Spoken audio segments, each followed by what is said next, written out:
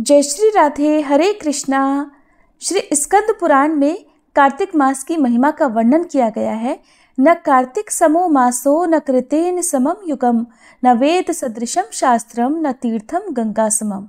अर्थात जिस तरह सत्युग के समान कोई युग नहीं, वेदों के समान कोई शास्त्र नहीं, गंगा जी के समान कोई तीर्थ नहीं है, ठीक उसी तरह कार्तिक मास के समान कोई अन्य पावन मास नहीं है।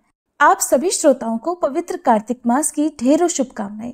हर वर्ष शरद पूर्णिमा के बाद से ही कार्तिक मास प्रारंभ हो जाता है, जिसका सनातन धर्म में सबसे अधिक महत्व है। इस दौरान पूजा पाठ के साथ साथ अन्य कई धर्म कर्म वाले कार्य किए जाते हैं, मगर इस दौरान जिस कार्य को सबसे किया जाता है वो है पवित्र गंगा जी में स्नान। इसके अलावा कार्तिक मास में दान करने से मोक्ष की प्राप्ति होती है, ऐसा शास्त्रों में वर्णन मिलता है। लेकिन क्या आप जानते हैं कि कार्तिक मास के कुछ ऐसे नियम भी हैं जिनका पालन करने से आप जन्म जन्मांतर तक भगवान श्री कृष्ण की कृपा प्राप्त कर सकते हैं। कार्तिक मास में दीपदान, तुलसी के पौधे को सींचना, पीपल के पौधे को सींचना, ये ऐसे बहुत सारे कार्य हैं जो हर सनातनी को अवश्य करने चाहिए। पवित्र कार्तिक मास भगवान विष्णु और भगवान शिव की उपासना के लिए सबसे उपयुक्त समय माना जाता है। भगवान विष्णु जो इस महीने में योग निद्रा से जागते हैं, जिस दिन देव उठान एकादशी होती है, उनकी विशेष पूजा इस समय में की जाती है। इस तरह भगवान शिव की भी इस मास में आराधना करने का विशेष महत्व है। ऐसा माना जाता है कि कार्तिक मास में सभी नदियों के जल में देवी देवताओं का वास होता है, इसलिए पवित्र नदियों में स्नान करने से व्यक्ति के सभी पाप ताप नष्ट हो जाते हैं। खास तौर पर गंगा जी, यमुना जी या अन्य पवित्र नदियों में या पोखरों के जल से स्नान करना पुण्यदायी माना गया है। कार्तिक मास स्नान से मोक्ष की प्राप्ति होती है और व्यक्ति के पूर्वजों को भी शांति मिलती है। इस महीने में दीप जलाने का विशेष महत्व है। प्रिय श्रोताओं, इस वीडियो में आज हम कार्तिक मास के उन विशेष नियमों की चर्चा करेंगे जिनका पालन इस पवित्र मास के दौरान किया जाता है। आप सब भी जो कार्तिक मास में स्नान करने के इच्छुक हैं या कार्तिक मास का पुण्य प्राप्त करना चाहते हो, इस वीडियो को ध्यानपूर्वक जरूर देखिएगा। कार्तिक स्नान करने के इच्छुक श्रद्धालुओं को आश्विन शुक्ल पक्ष की पूर्णिमा यानी कोजागर पूर्णिमा, जिसे शरद पूर्णिमा भी कहते हैं, इस दिन भगवान विष्णु को प्रणाम करके कार्तिक व्रत करने की आज्ञा लेनी चाहिए। इस तरह से आज्ञा लेने से भगवान प्रसन्न होते हैं और अपने भक्त पर कृपा करके उसे आत्मिक बल और मनोबल प्रदान करते हैं। साथ ही ईश्वर अपने भक्त को विधि पूर्वक कार्तिक व्रत करने की सद्बुद्धि भी देते हैं। सभी 12 मासों में मार्गशीर्ष मास को अत्यंत पुण्यदायी कहा गया है। उससे भी अधिक पुण्य देने वाला वैशाख मास बताया गया है। प्रयाग में माघ मास का अधिक महत्व है और इससे भी अधिक फलदायी तथा महान कार्तिक मास को कहा गया है। जब ब्रह्मा जी ने एक तरफ सभी प्रकार के दान, व्रत और नियम रखे और दूसरी ओर केवल कार्तिक का स्नान रखकर तोला, तो कार्तिक स्नान का पलड़ा ही भारी पाया। भगवान श्री कृष्ण को प्रसन्न करने के लिए आश्विन की पूर्णिमा से लेकर कार्तिक की पूर्णिमा तक प्रतिदिन श्रद्धालुओं को गंगा जी में स्नान करना चाहिए। यदि गंगा जी में स्नान करना संभव ना हो तो किसी भी नदी, तालाब या पोखर आदि में कार्तिक स्नान करना चाहिए। यदि ये कुछ भी ना मिले तब नियमित रूप से घर पर ही पानी में गंगा जल डालकर स्नान करना चाहिए। जो भी मनुष्य जाने अनजाने कार्तिक मास में नियम से स्नान करते हैं, उन्हें कभी यम यातना को नहीं देखना पड़ता।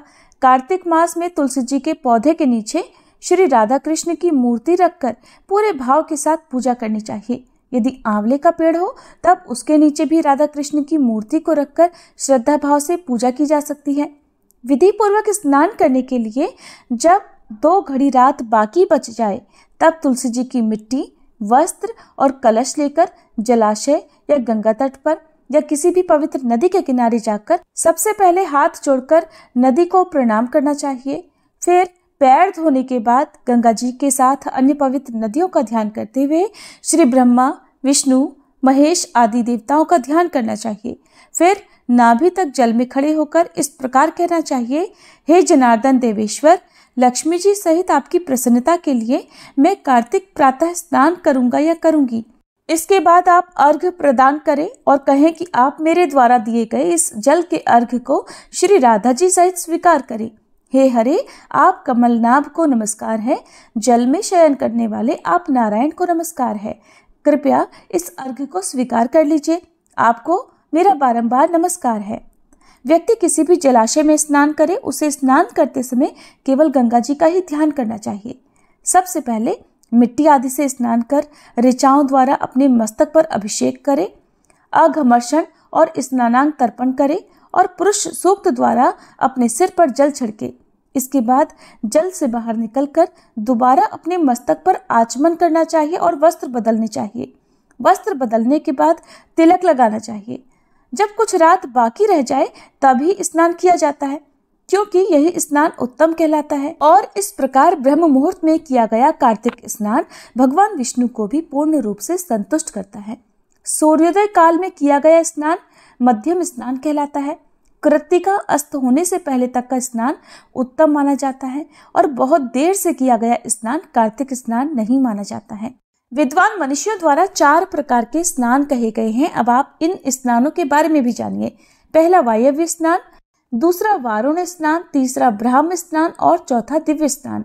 वायव्य स्नान जिस स्नान को गोधूली द्वारा किया जाए, यानी कि गौओं के चलने के बाद उनके पीछे जो धूल उड़ती है, वह मिट्टी जब शरीर पर पड़ती है तब उससे वायव्य स्नान किया जाता है। उसके बाद किया जाने वाला स्नान वायव्य कहलाता है।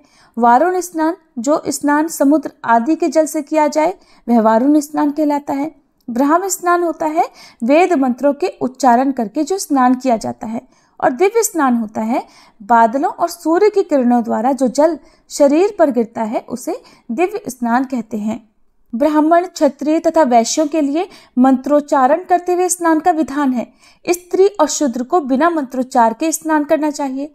प्राचीन काल में कार्तिक मास में पुष्कर का स्पर्श पाकर नंदा परम धाम को प्राप्त हुई थी। राजा प्रभंजन भी कार्तिक मास में पुष्कर में स्नान करने से व्याघ्र योनि से मुक्त हुए थे। इसलिए कार्तिक मास में जो भी मनुष्य प्रातःकाल उठकर तीर्थ में स्नान करता है, वह सभी पापों से मुक्त होकर अंत में परब्रह्म को प्राप्त होता है। कार्तिक मास का स्नान या कार्तिक मास की पूजा या व्रत कोई भी कर सकता है। इसे कुंवारी कन्या या सुहागिन महिला या कोई भी महिला कर सकती है। ये स्नान कुंवारी कन्या और वैवाहिक दोनों के लिए श्रेष्ठ माना जाता है। ऐसी मान्यता है कि कार्तिक स्नान और पूजा के कारण ही सत्यभामा जी को भगवान श्री कृष्ण की पत्नी बनने का सौभाग्य मिला था। जिस प्रकार का पुण्य प्रयाग में कुंभ स्नान करने से मिलता है, उसी प्रकार का पुण्य कार्तिक मास में किसी भी पावन नदी के तट पर स्नान करने से बड़ी सहजता से मिल जाता है। इसलिए आप अपनी श्रद्धा और सामर्थ्य के अनुसार कार्तिक स्नान करें। जो भक्त पूरे कार्तिक मास में स्नान करने में समर्थ नहीं हो, किसी कारण से आप यदि स्नान नहीं कर पाते हो, तो आप ऐसे में कार्तिक महीने में पड़ने वाले सभी पवित्र दिनों में, जैसे प्रदोष, अमावस्या, पूर्णिमा या एकादशी के दिन व्रत और स्नान दान कर सकते हैं। और इस पवित्र महीने में महिलाएं तुलसी जी को सींचकर तुलसी जी की सेवा करने का, दीपदान करने का संकल्प लेती हैं। तो ऐसे में जो भी महिलाएं या कन्याएं तुलसी माता की पूजा करना चाहती हो, वो किस प्रकार से तुलसी माता की पूजा कर सकती हैं, किस तरह से आपको नियम लेना चाहिए, संकल्प लेना चाहिए, इसकी अलग से वीडियो हमारे चैनल पर अपलोडेड है। आप उस वीडियो को देख सकते हैं। वैसे तो कार्तिक के पूरे महीने में ताजे जल से स्नान किया जाता है, पवित्र नदियों के जल से स्नान किया जाता है। लेकिन जिनकी बहुत श्रद्धा हो, बहुत इच्छा हो कार्तिक स्नान की, लेकिन स्वास्थ्य के कारण आप ताजे जल से स्नान ना कर पाए, तो ऐसे में आप गुनगुने पानी में गंगा जल मिलाकर, काले तिल या आंवले का चूर्ण मिलाकर भी स्नान कर सकते हैं। कार्तिक स्नान या कार्तिक व्रत करने वाले श्रद्धालुओं को दिन में केवल एक बार पत्तल में भोजन करना चाहिए। और इसके अलावा गाजर, मूली, लौकी, काशीफल, तरबूज, मट्ठा, मसूर, प्याज, सिंघाड़ा, कांसे के पात्र में भोजन, भंडारे का भोजन, सूतक या श्राद्ध का अन्न आदि का उपयोग भी नहीं करना चाहिए। व्रत करने वाले को प्रतिपदा को कुम्हड़ा, द्वितीया को कटहल, तृतीया को तरुणी स्त्री, चतुर्थी को मूली, पंचमी को बेल, षष्ठी को तरबूज, सप्तमी को आंवला, अष्टमी को नारियल, नवमी को मूली, दशमी को लौकी, एकादशी को परवल, द्वादशी को बेर, त्रयोदशी को मट्ठा, चतुर्दशी को गाजर और पूर्णिमा को शाक, इन वस्तुओं का प्रयोग भी नहीं करना चाहिए। रविवार को आंवला नहीं तोड़ना चाहिए, न ही तुलसी जी की पत्तियों को तोड़ना या तुलसी जी को सींचना चाहिए। इस पवित्र मास में आप अपनी श्रद्धा के अनुसार दान दे सकते हैं। दान आप मौसमी वस्त्रों का या मौसमी फलों का दे सकते हैं। इसके अलावा आप शैया यानी बिस्तर का दान भी दे सकते हैं। वैसे तो कार्तिक मास में दोनों ही समय स्नान किया जाता है, सुबह और शाम स्नान करके नियम से पूजा पाठ की जाती है। अब कार्तिक मास में यदि महिलाओं या कन्याओं को नियम के दौरान, व्रत के दौरान, कार्तिक स्नान के दौरान यदि पीरियड्स हो जाते हैं तो ऐसे में आप पीरियड्स के समय पवित्र नदी में जाकर स्नान ना करें।